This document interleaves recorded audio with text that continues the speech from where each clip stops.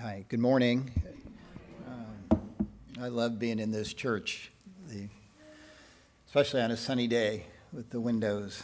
It's a great place. I have a confession to make. Having been raised Catholic, I can do that. I cheated a little bit on my sermon this morning, not in the plagiarism sense. It's just that it's not original, at least not for today. A couple of weeks ago, I attended a conference at the Zehr Institute in Harrisonburg, Virginia. The Zehr being Howard Zehr, the grandfather, so to speak, of restorative justice. The conference was on restorative justice as a social movement. It was fascinating. Folks from all over the country and from all around the world. Somewhat new to restorative justice gatherings, there were many young people and many people of color. And for the first time in a significant way, there was conversation about what restorative justice should have to say about mass incarceration, police brutality, institutional oppression, and the role of the community in repairing our broken justice system. On Friday afternoon, the last afternoon of the conference, 7 of us were asked to give something like a TED Talk, no more than 10 minutes, and personal. Something from our work and experience in RJ. I was asked by the organizers to talk about my work as a prosecutor, trying to do RJ work from the inside. So this being summer, and figuring that something close to a 10-minute sermon would be fine for most people, I've tweaked my TED Talk just a bit for this morning. I hope you don't mind. I have a second confession. I never thought I would be a prosecutor. Never imagined it. Not even after graduating from law school. As a boy, what I knew about lawyers I learned from Perry Mason, the nemesis of Hamilton Berger, and Clarence Darrow, the attorney for the damned, and defender of Leopold and Loeb, and Tennessee schoolteacher John Scopes. I thought the highest calling was being an advocate for those without a voice. But after a late start to law school and a brief stint doing environmental law, I became a prosecutor, twice actually. The first time was in the mid-'80s. For 2 years, I handled a heavy load of drug and white-collar crime cases. Harsh punishment was the norm. I moved on to be a legal aid lawyer, and from there had a small private law practice. But in January of 1991, I returned to my old office, assuming the position of Bureau Chief of the Intake and Screening Bureau, making decisions on who would be prosecuted for what and by whom.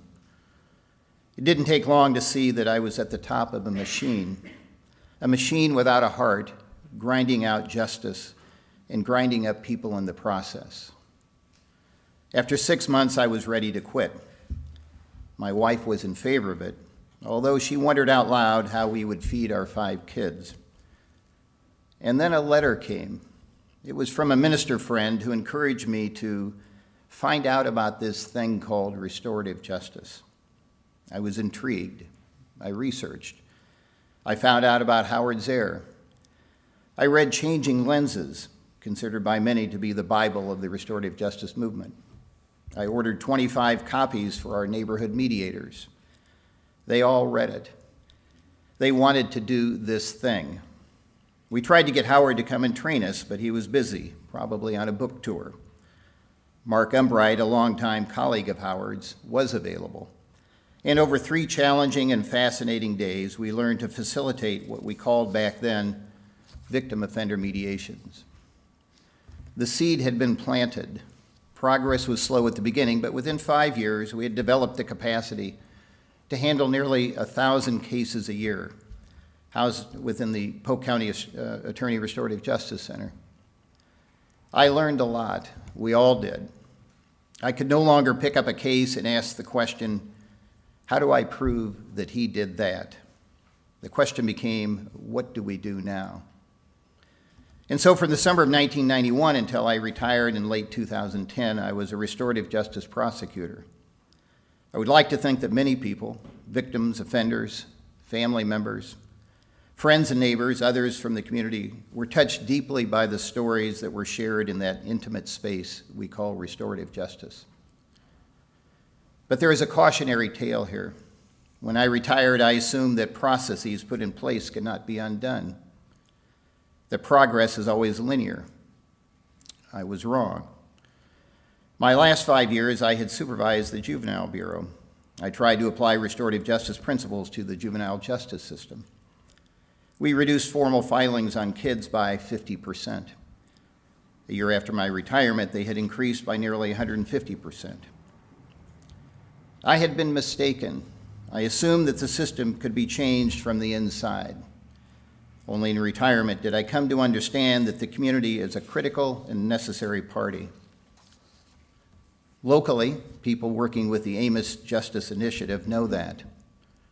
They believe that we need to look at wrongdoing through a restorative lens, not a punishment lens.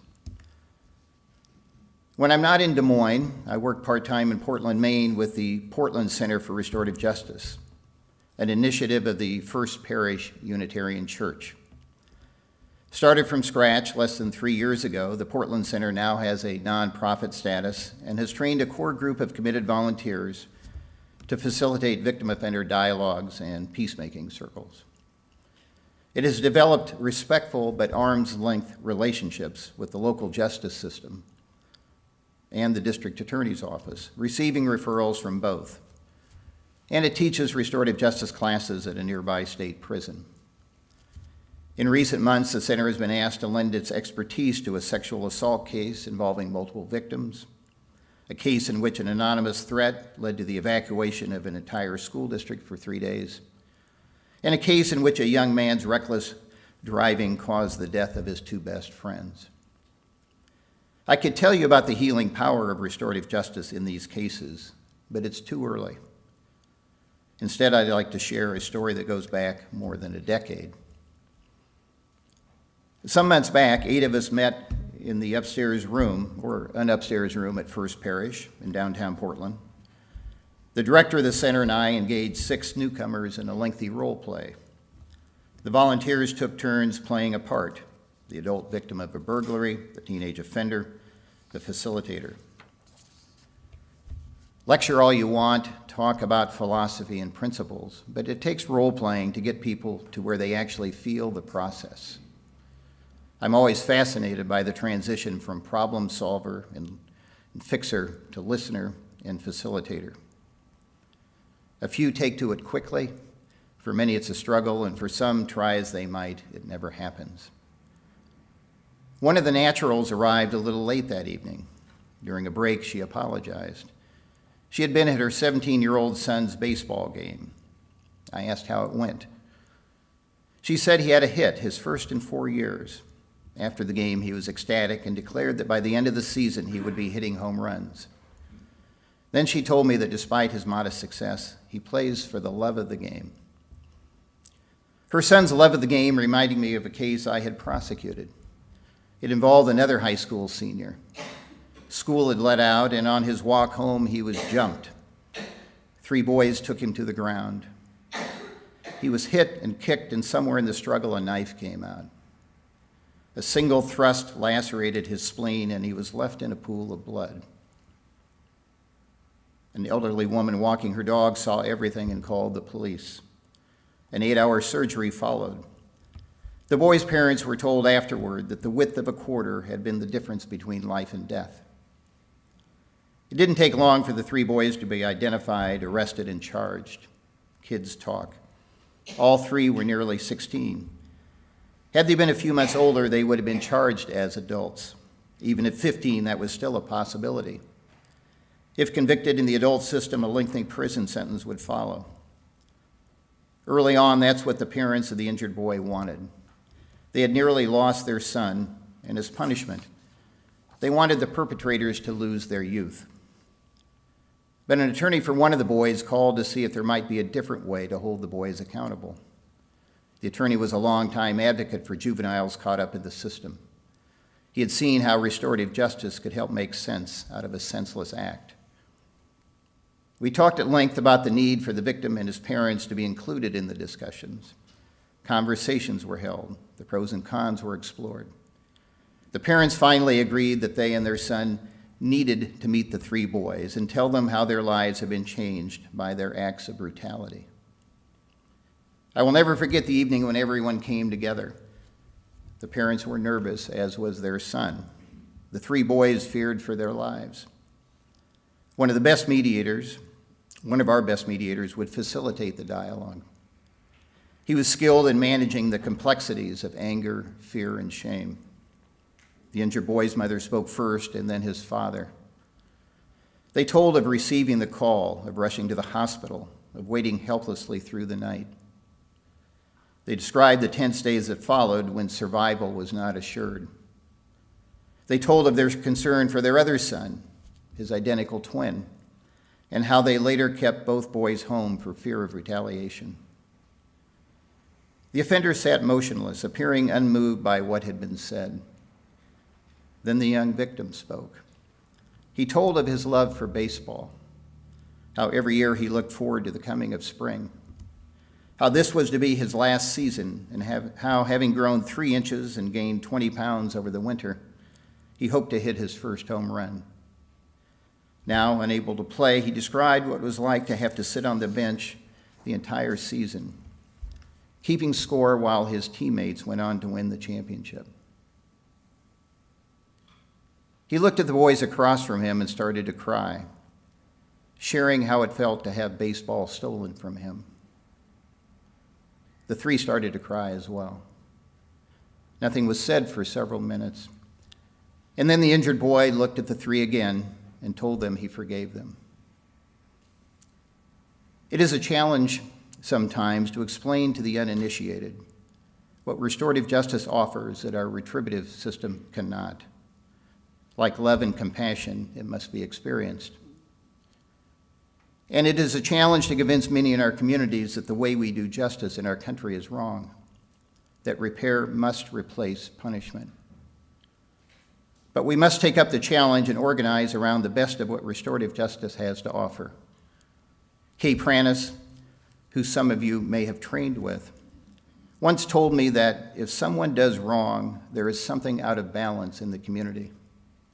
She added, when we meet in a circle or in a dialogue, there is always another chance to do right, to make amends. The work being done in Des Moines by Amos, in Portland by the folks at First Parish, and in many cities around the country is critical to reestablishing balance in our communities. One, by serving as facilitators and circle keepers, those who have harmed others are given another chance to do right, to make amends.